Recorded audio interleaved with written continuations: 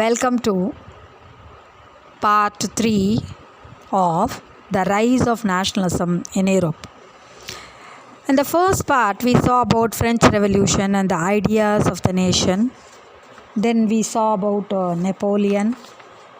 Then we came into the making of nationalism in Europe with the new aristocracy and the new middle class. So we also understood what did liberal nationalism stand for. Then we also knew about new conservatism after 1815. Now, and also we saw something about the revolutionaries. Now, let us see in this part the age of revolution from 1830 to 1848. When the conservative regimes tried to consolidate their power, liberalism and nationalism came to be increasingly associated with the revolution. In many regions of Europe, such as Italian and German states, Ottoman Empire, Ireland, and Poland, here the liberal nationalists belonged to the educated middle class and the elite, were professors, school teachers, clerks, and members of their commercial middle classes. All of them started to participate in the revolution against the conservative regimes.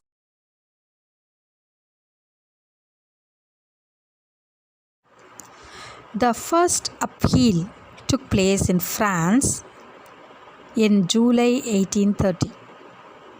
The Bourbon kings, who had been restored to power during the conservative reaction after 1815, were now overthrown by liberal revolutionaries, who installed a constitutional monarchy with Louis Philippe at its head.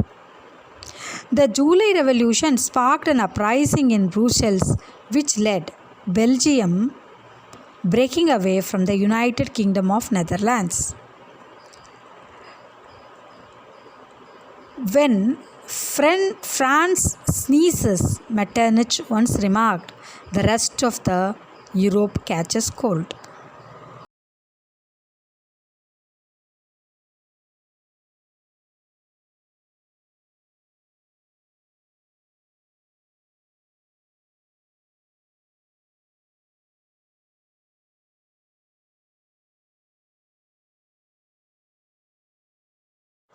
An event that mobilized nationalist feelings among the educated elite across Europe was the Greek War of Independence.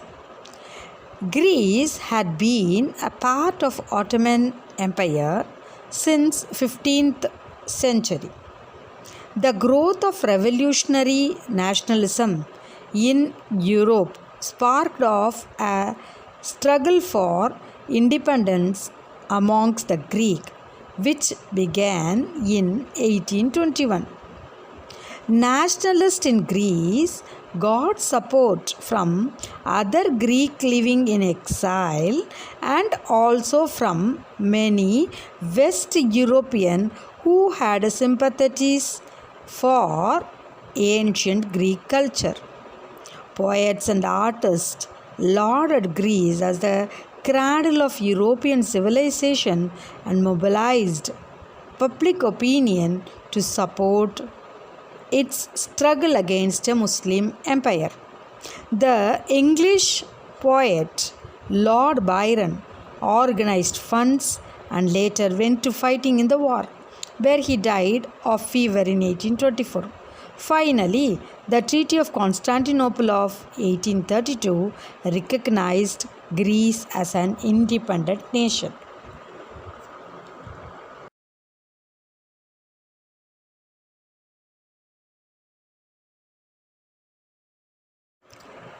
The romantic imagination and national feeling.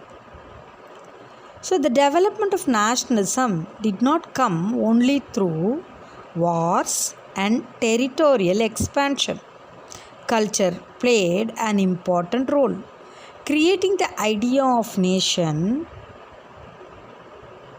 Art and poetry, stories, and music helped express and shape the nationalist feelings. Romantic artists and poets criticized the glorification of reason and science.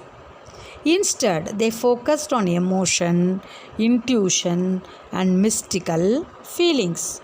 Their effort was to create a sense of a shared collective heritage.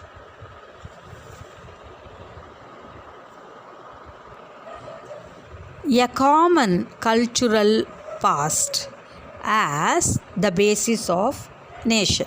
So, they were in conclusion that remembering the glorious past will enhance the national feeling, and to create the nation with that past glory becomes the purpose of nationalism.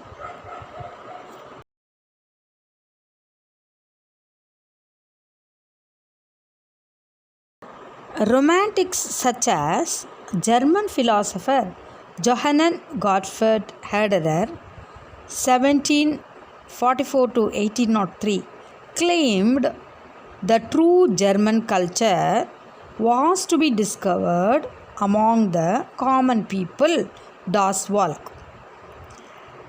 And it was through the folk songs, folk poetries, and folk dances that the true spirit of nation holds guess. And collecting and recording these forms of folk culture was essential to the project of nation building.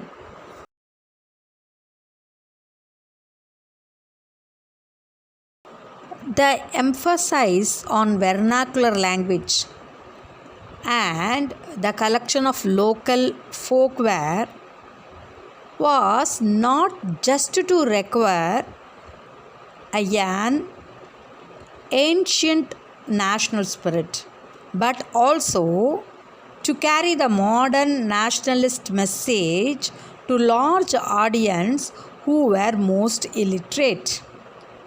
So, in the case of Poland, which has been partitioned at the end of 18th century by the great powers Russia, Prussia, and Austria, even though no Poland existed as an independent territory, a national feeling was kept alive through music and language. Karel Kurpinski, for an example, celebrated the national struggle through his operas and music, turning folk dances like Polonaise and mazurka into nationalist symbols.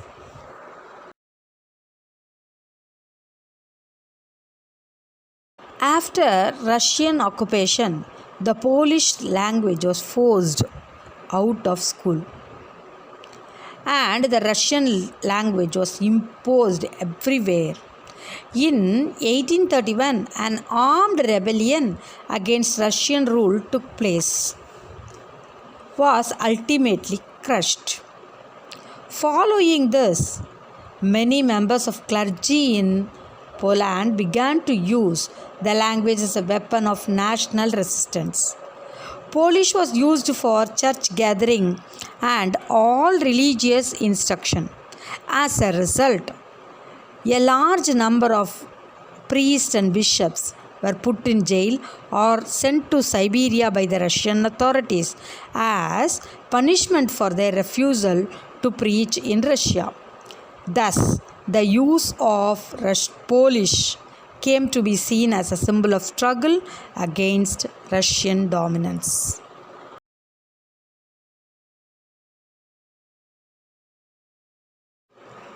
The Grimm brothers used folk tales and nation building. So, the Grimm brothers were familiar names in fairy tales.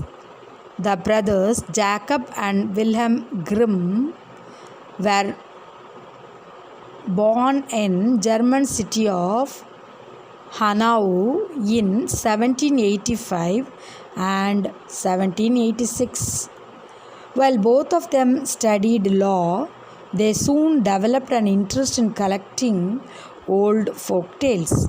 They spent 6 years traveling from village to village, talking to people and writing down fairy tales, which were handed down through generations.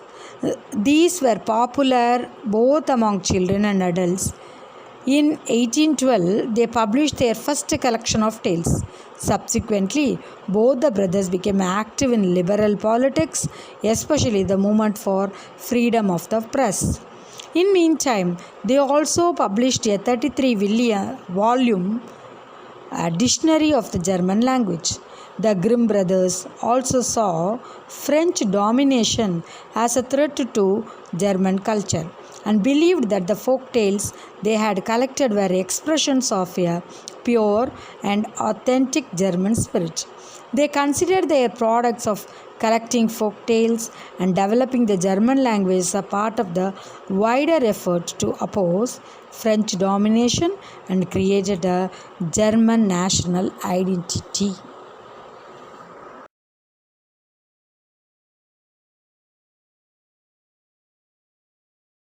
Till this, we have been seeing about what are the factors helped for nationalism in Europe, like the romantic ideas and folk songs, folk poetry, folk dances, and even the language, vernacular languages were used for building the nation. So, hunger, hardship, and popular revolt. In 1830, it was a great economic hardship in Europe. And the first half of the 19th century saw an enormous increase in population all over the Europe. In most of the countries, there were more seekers of job than employment.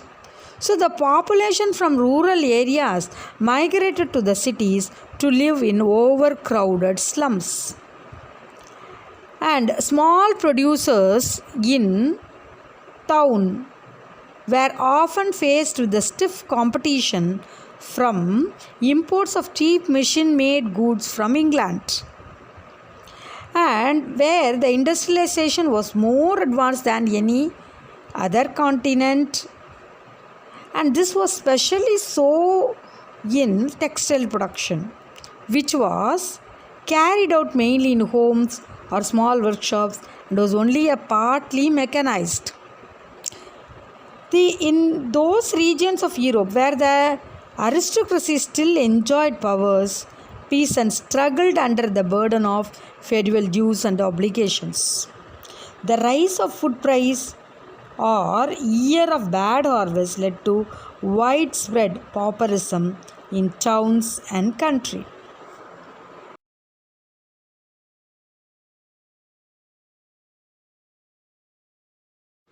The year 1848 was one such year.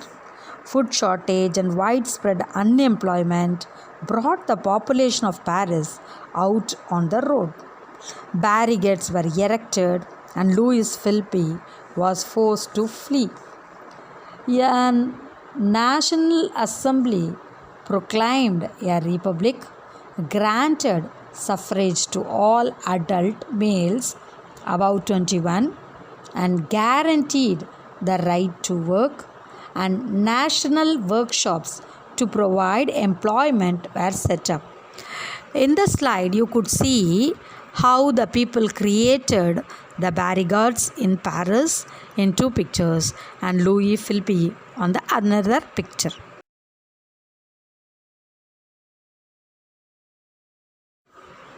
Students, you might have studied in your 8th standard about the struggle of weavers in India. So the same way, in Silesia in 1845, there was a revolt against contractors who supplied them raw material and gave them order for finished textiles. And they took the advantage of unemployment and they drastically reduced the payment. And the journalist Wilhelm Wolff discusses or describes the events in a Silesian village as follows. The village has 18,000 inhabitants. All were cotton weaving people. The misery of workers is extreme. They desperate needs for jobs was taken advantage by the contractors to reduce the price. On 4th June at 2 p.m., a large crowd of weavers gathered and they marched to the mansion of their contractors demanding higher wages.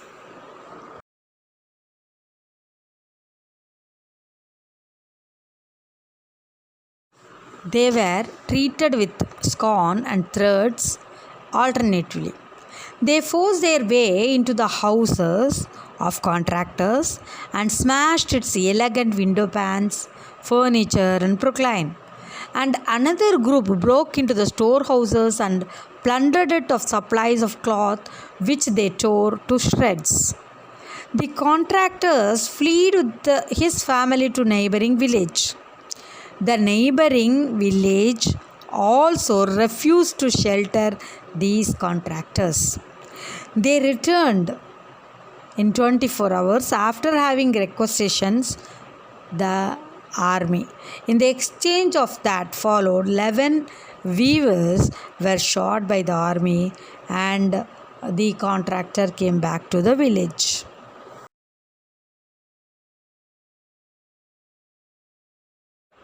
Now, let us see the 1848, the revolution of liberals. So we know that liberals felt the freedom of creating new nations. The revolution led by the educated middle class. So, events of February 1848 in France had brought about the abdication of monarch and a republic based on the universal male suffrage had been proclaimed. In other parts of the Europe, where independent nations, states did not yet exist. So, like Germany, Italy, Poland, the Hungarian Empire, men and women of liberal middle class combined their demands for constitutionalism with national unification.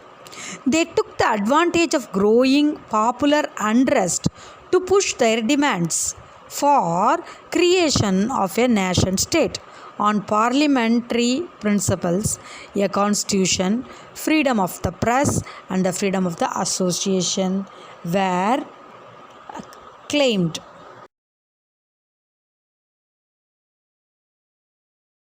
Let us take the case of Germany. In the German regions, a large number of political associations whose members were middle class professionals, businessmen, and prosperous artisans came together in the city of Frankfurt and decided to vote for all German National Assembly. On 18th May 1848, 831 elected representatives marched in a festive procession to take their places in the Frankfurt Parliament convened in the Church of St. Paul. They drafted a constitution for a German nation to be headed by a monarchy subject to a parliament.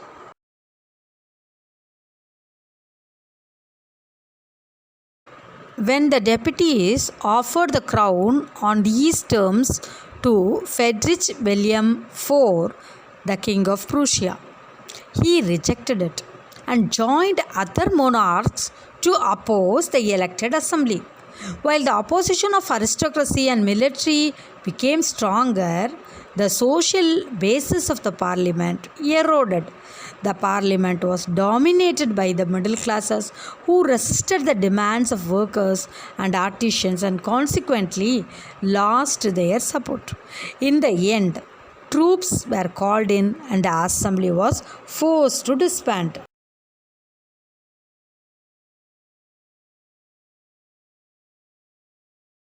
The issue of extending political rights to women was a controversial one within the liberal movements,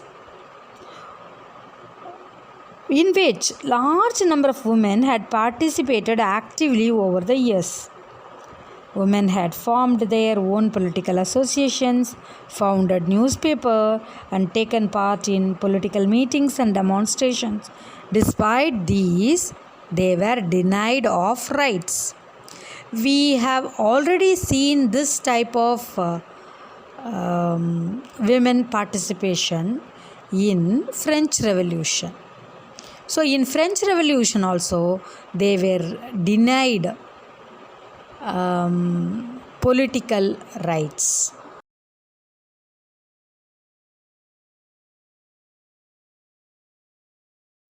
Even though the conservative monarchs and their forces were able to suppress the liberal movements in 1848, they could not restore the older order. Monarchs were beginning to realize that the cycle of revolution and repression could only be ended by granting concession to the liberal nationalist revolutionaries.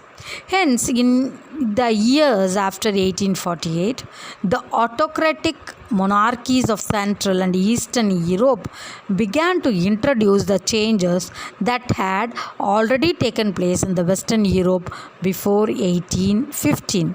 Thus, serfdom and bonded labor were abolished both in Habsburg dominions and in Russia.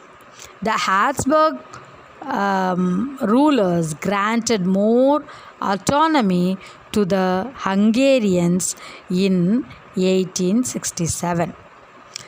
Thank you, students. Let us meet in part 4 with the making of Germany and Italy and also the visualizing the nation.